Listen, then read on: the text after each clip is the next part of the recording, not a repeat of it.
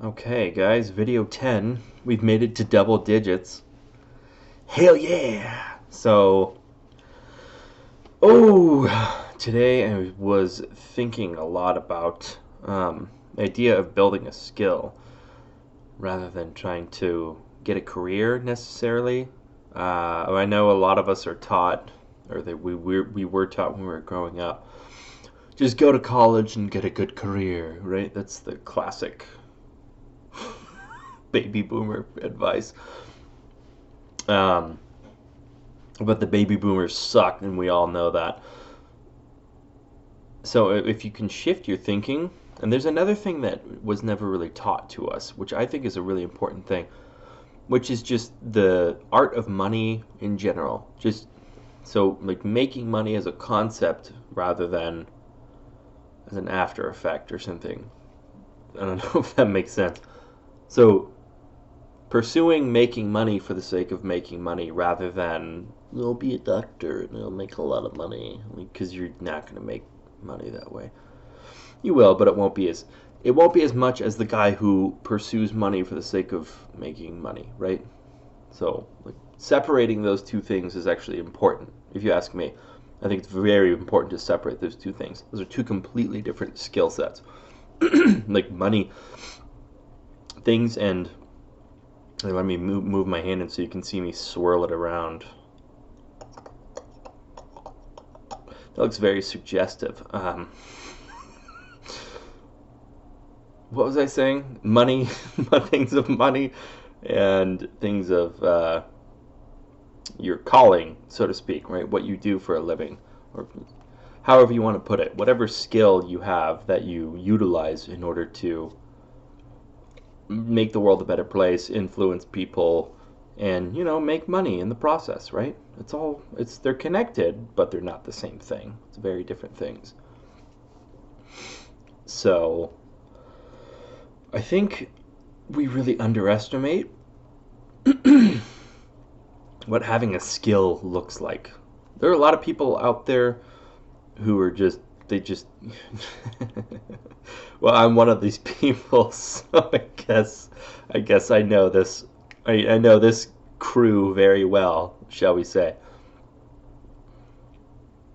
We just kind of we've always been writers, right? We like writing. We write a lot.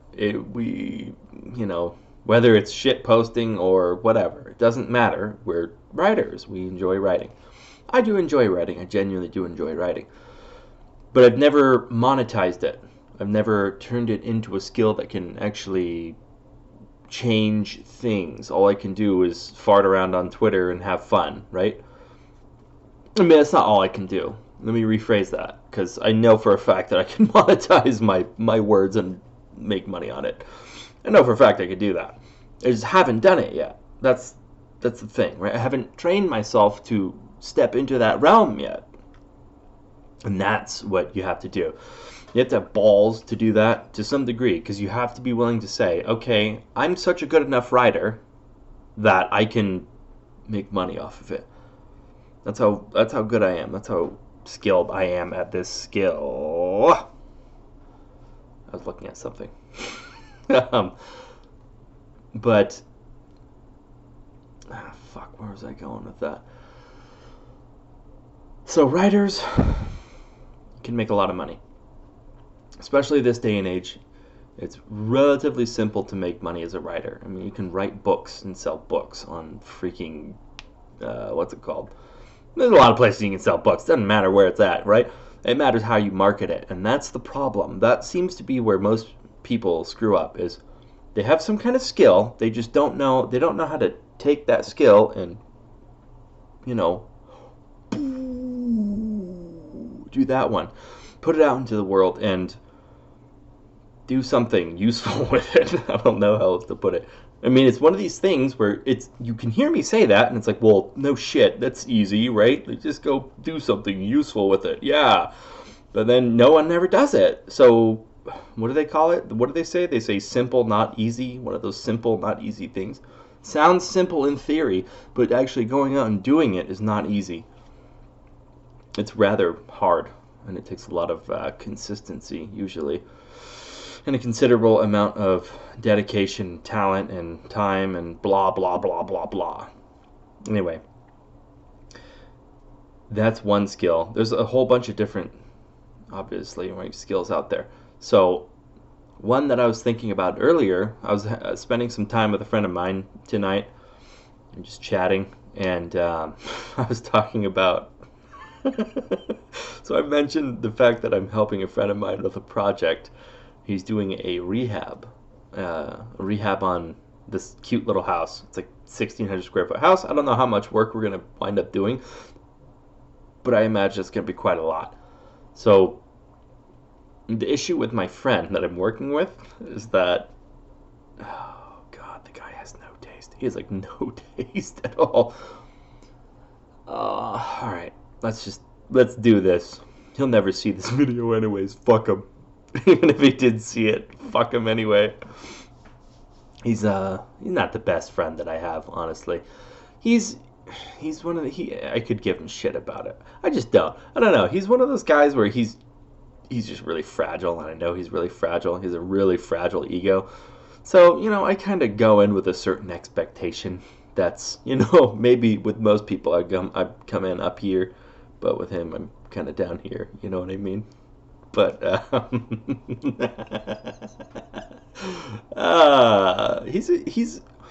he means well. He's a good guy. He's smart. He's entertaining. He's just a little fragile. He's a little timid too. But that's all good. He has no taste. He has no fucking taste. He could not. Oh, good Lord. So he actually taught me. He's the one who taught me how to flip houses. So the first house that I flipped with him, he did, he had like this sort of chintzy, just kind of whatever tile that he laid on the floor throughout the house. And it was like a sort of like a light brown / like cream tan. It's kind of like that tile, but very light in its coloring scheme. And then he chose sort of a very similar color on the walls for the paint. And he chose this grout. And when he was explaining it to me, it was like, I didn't know what the hell, like, I'd never done this crap before.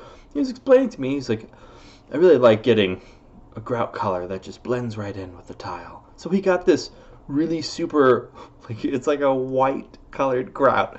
And I don't remember who it was, but it was a woman. It was some woman that said this. Of course it was a woman that said this. In fact, it may have actually even been my wife. Huh. I don't know. I don't remember. It was some woman. Just some woman. They walked in there, and the first thing they looked at, they looked at the grout and said, "Oh, good God, this is a cleaning nightmare." And it clicked instantly. It was like, "Oh, you're right. It's like white. It's like bone white. Oh my God. Every little speck of dirt is going to show up. Any little smudge or mark is just going to show up, and it's like never going to go away. You have to clean grout all the time. Oh God, this is horrible." He should have gone like black. And I thought in my mind, like, if I ever lay tile, I'm never doing anything but just black grout. It's really like dark brown. You just can't tell. God, grout sucks. I hate grout, and I hate tile, by the way, too. But it's a story for another time. Anyway, so there's your color scheme, right? So there's lots of brown, and more brown, and sunny brown, and blah, blah, blah, blah, warm, very warm brown colors. So the last touches that we did in that house was we painted the cabinets. It had these really, really old school cabinets, and we were horribly under budget for that flip. But whatever. We had you may have seen them before. They're old school cabinets from maybe 50s or 60s. They're metal, and they have like these cool little like handles to pull them open. They almost look like little arrows or something to pull them open. They're pretty cool, and they have a certain charm to them. They were painted an ugly ass color. It was basically that same beige, warm brown. So he was like, okay, we'll just paint the cabinets and be done with it. So the color of cabinets he chose, the color he picked to paint those fucking cabinets, was a pale green.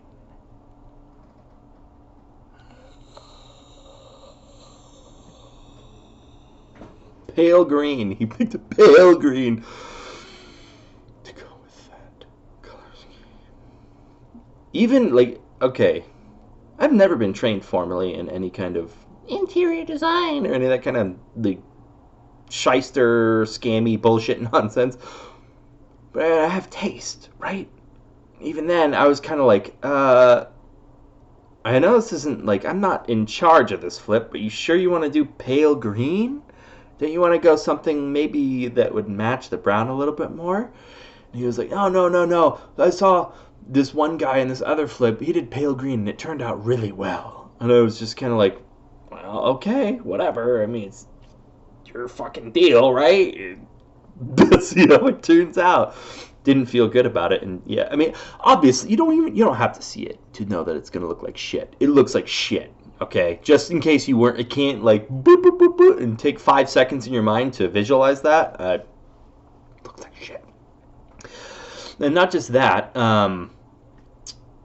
So the house had that kind of, what would you call it? It's almost like a beigey, brown, warm. It's very warm and welcoming feeling. But then the bathroom, you step into the bathroom, and all of a sudden, it turns into this more contemporary, neutral, basically black and white. It was a very black and white color scheme, mostly white, right? Which is typical. Doesn't look bad at all. It just didn't match anything else in the house. So this whole fucking story is to tell you that's a skill, okay? That is a skill. Having taste is a goddamn skill, and understanding that you don't paint cabinets pale green. Ah, good lord. Okay, I'm good. We're good. It's a skill. So even little weird things like that, where you just kind of take these things for granted, like, oh, I know what sounds good in music or whatever, right? I know what constitutes good lyrics. These are all skills. You may not realize that, but you can, if you're not a little quitter bitch, okay, you can take these things and you can monetize them in one way or another. You can try your best to monetize them, and if you've got the connections, if you're willing to do what it takes in order to succeed, you can monetize almost anything. So develop a skill. Okay? It can be almost any skill. Like, everyone has some kind of skill. Everyone. Unless you're just like I don't even know. Even in this stage of life, in this stage of our culture, our world, even freaking sitting on your fat lazy ass and playing video games is a skill. Like, you can turn that, you can monetize that. If you're not entertaining enough, well, make yourself more goddamn entertaining. I don't know what to tell you. Or just be, you don't even need to be entertaining. You can be one of the weird ass autistic people that just like, look, watch me speed run Mega Man, and they raise money for charities and crap, and the guys probably get paid to do it. I would imagine they do. So even the autists can make it. Come on. Anyone can do, like, virtually anything. You like editing video? You like making little neat videos? That's a freaking skill, dude. And that's like a high money making skill too. If you get good at it, like really good at it, you can make a lot of money doing that kind of stuff. Anyway, Nearly everything's a skill. Pick one. Pick one. Pick one. Pick one. And just go. Just keep doing it. Keep developing. Keep practicing. Keep doing whatever the hell you need to do. And just freaking do it. And make something for yourself. Make something of yourself. That's some real advice right there. God damn it. Anything's a skill, man. I can't say that enough, and I can't drill that enough into everyone's head. Virtually anything is a skill. You can monetize nearly anything. You could you can monetize. Yeah, I'm not. Well, no, I'm not going to go there because that's, yeah. Maybe that's a good time to end the video because now my brain's going into dark places that I don't want it to go. So, find something, experiment, try, just go for it. Grow some balls, man. Just grow some balls and do it. I will tell you, the more things you try, the more you will learn about yourself, and the more you will understand what you really want to do. The more you'll see things that you wouldn't expect to be fun and enjoyable are actually really fun and enjoyable, right? You don't know because you haven't tried it. So go out there and try it. The more instances of you doing something, this is probability. This is like insurance kind of crap and like casino kind of crap. Okay, maybe I'm not going to end it here. Let's go a little bit longer. The more instances you do something, the more odds of success you're going to have. So we'll make up a number. We'll say 10%, right? If you have a 10% chance that you're going to make it by doing a thing, right? Which, I don't know, whatever. We're playing pretend. We're entering the hypothetical realm that I loathe more than life itself, but that's okay. So, boom, 10%, boom, 10%, boom, 10%, boom, 10%. You keep doing it and doing it and doing it, right? Eventually, one of those is going to land. And you'll make it, right? Which is great. That's fantastic. I love that. It's hats off to all of those who have made it.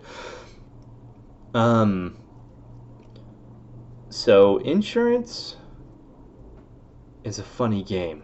Insurance is just probability handed to you on a stick, right? So mathematically speaking, an insurance company will never lose based on that same principle. As if they get enough iterations of the thing, which that translates to getting enough clients to purchase their policies. Pretty simple, right? The more clients they have, the more that game works in their favor because probability is stacked in their favor based on how they price their policies and things like that. And I can tell you they price their stuff pretty fat. The salespeople get paid a pretty good chunk of change. I can tell you, I work a little bit in insurance. It's like the most boring thing on planet Earth, but it's good money. So I do it. I don't particularly enjoy it, but whatever. What are you gonna do, man? Fucking suck it up and do what you got to do. And I contracted with this new deal recently. It was actually probably last month where it actually went through. They pay 15%, it was kind of like, oh, really? 15%? Just like clockwork every month, huh? Well, that's cool. It's pretty good. Because, it's like small ticket. They are small ticket items, but over time, they turn into big ticket items. So, as an example, I only have one client on that particular thing that I'm talking about, and I think she just wanted the cheapest. It's short-term health insurance, so it lasts for 2 years. The idea is to bridge to something else. So if you're trying to get health insurance through an employer or something or whatever, or you're just biding time, In this woman's instance, she's almost turning 65, so she'll be eligible for Medicare, and she can get that. She can get insurance through Medicare, which is like far superior. If you don't know this out there, it's like absolutely blows all insurance out of the water, all other forms of insurance out of the water. It's like amazing. The benefits are fantastic. But so she's 63, and she basically needs like 23 months of coverage or something. So she's taking this short-term plan, but she's healthy. She doesn't ever go to the doctor. She doesn't ever have problems. So she wants the cheapest plan that's out there, right? It was $200 a month. So 15% of that is $30 a month, about, right? It's about $30 a month. Times 12, that's 360. Times another 12-ish, right, is, oh no, math, 720. So $720 at the end of the day for about an hour of my time, something like that. I mean, pretty fucking good, man. I won't complain about that. It's just, it takes time, again, right? You need those iterations. If it's iterations of months of payments, right? Or or iterations of people who are enrolling in your plan. In the instance of a salesperson, iterations of new clients, right? And once you deal with them, you pretty much never deal with them again. More often than not. It's relatively passive income, which is pretty much the biggest selling point on me for it. Anyway, so that's kind of the insurance game. It's not complicated. There's some complicated math that goes into it to price things, but I mean, outside that, it's not. You just need strong marketing and strong sales.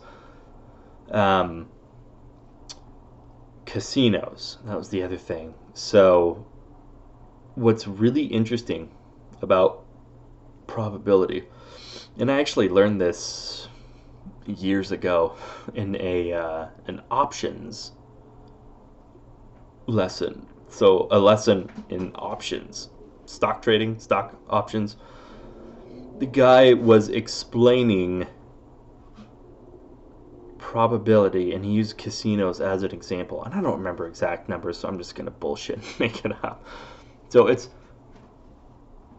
per game for the casino. There's a small percentage to win in their favor. It's something like, I don't know, 55% for them to win and 45% for you to win. Something like that. So that seems like it's not that great for the casino, right? But there's a reason why they have maximum bet sizes. They have max bets. Because they don't like those odds. They don't like the odds of 55 to 45. So the thing is, when you play multiple iterations of whatever game you're playing, if you play blackjack 100 times, all of a sudden, in the grand scheme, big picture, the odds of them winning is more like 60%, and the odds of you winning are more like 40%. You see, so it's this scale that keeps tipping in the balance of them, in favor of them, right? This is them over here. So, if you get up to like 10,000 games, it's like, 80% chance that they'll win overall versus your 20. And when you get into like hundreds of thousands, it will literally get to a point where it's 99.99% chance for them to win. And like there's absolutely no chance for you to win at all. So that's why they have multiple or maximum bet sizes. Because what they don't want you to do is just take 10 grand and be like, okay, 10 grand on this shit. Because that's risky for them. That's really risky for them. They want you to play 500 times, 10,000 times over the course of like 5 years, right? Because if they can get you to do that, then they got you by the balls. You're not going to win. Literally not going to win. And it seems obvious, doesn't it? I mean, if they paid out more than they took in, they wouldn't be in business, would they? And they sure as hell wouldn't have like 50 freaking employees waltzing around the casino just like, hello, can I give you free alcohol? Which is another one, right? A classic. and people to maintain the machines, all that shit, man, all that shit. So they make bank, and they make bank because they make people play over and over and over and over and over, and it winds up being you literally have 0% chance of winning, and they have 100% chance of winning. That's what it winds up being. Anyway, is your probability lesson, and that applies to life. That's a life lesson. Just go for it.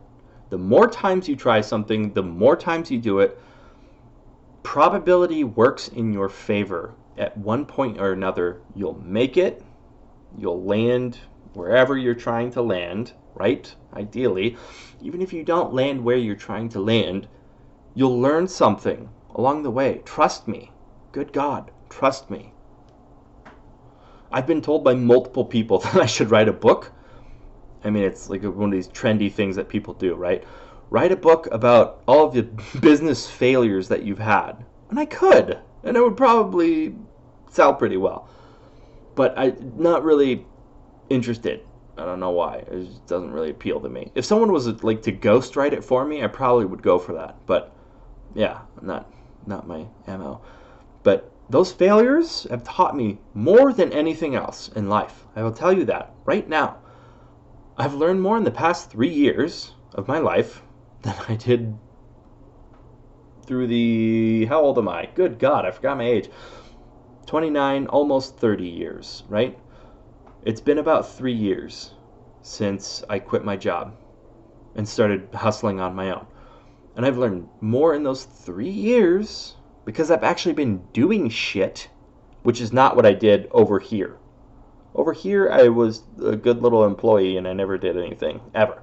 But over here, I've been doing things and I've been trying and I've been risking and I've been failing, right? But I've learned so much in here. And it's not all failures either, so that's good, right? Be grateful for that. That's one thing that you learn. You learn that even if all over here was nothing, and you learned nothing because you tried nothing, be grateful for it anyway. Be grateful that it's not this big. Seriously, you didn't land where you wanted to land. Well, did you plummet and die? No, you're still alive, aren't you? Are you starving to death? No, be grateful. You have to be grateful for anything that you can get when you're trying to learn something new. Anything. Be grateful for lessons. And they'll come and they'll find you. They find you. It doesn't matter how badly you want to escape lessons. They will find you. Trust me. And just embrace them and let them come. Embrace them and say, okay, I failed. It's not the end of the world. Like all of my little visions always told me, ooh, it's the end of the world. Like all the people around me always told me, oh, you're going to do what? Oh my goodness. What about your job? Your job. Isn't it lovely? I thought the job was lovely. Wow. This is what people do. So you'll tell people, I'm going to do this thing. I want to try doing this crazy thing that I'm dreaming about. And people will hear that and they'll think, hey, I could never do that. You can't do that. That's the kind of shit that they do, and they will do it. Trust me. When you start doing, if you ever branch out and start doing something abnormal that goes against the flow, everyone will look at you and just like, huh? And nobody has you will God, you will find out how nobody has your back. Nobody gives a shit. And that's okay. That's completely okay. And you have to be willing to accept that. Don't expect people to ever do anything for you. See, I'm writing a book. I don't need to write a fucking book to make a YouTube video about it. Okay, this is getting really long. This is like 30 minutes long. So I'm going to end it there. Good night, gentlemen.